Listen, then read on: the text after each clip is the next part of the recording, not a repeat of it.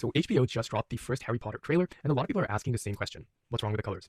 Because if you compare it to the original movies from 2001 to 2011, they just feel different. The old films looked more vibrant, stylized, almost magical, and this new trailer looks a lot more like flat, muted, natural. So what's actually going on here? First, and this is a big one, film versus digital. The original Harry Potter movies, especially the early ones, were shot on film stock. And film has a built-in look, right? Like it naturally gives you rich colors, stronger contrast. It's kind of like baked-in cinematic feel. Modern productions, including these new series, they're shot digitally.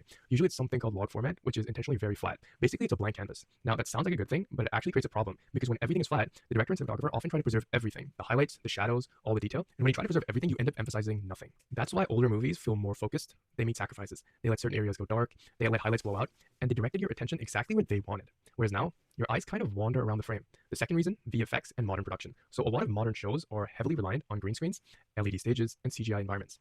And because of that, they have to light scenes in a very specific way, usually flat. Why? Because it makes it easier to add visual effects later.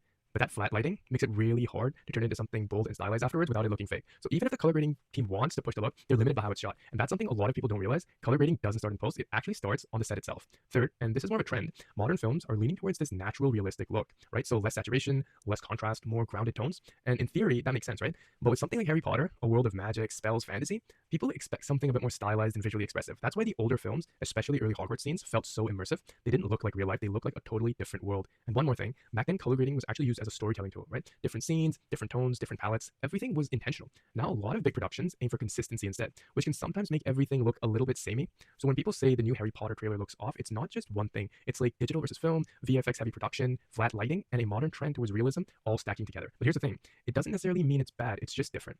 And once you understand why it looks like this, it actually starts to make a lot more sense. Now with that said, let's actually talk about the trailer itself.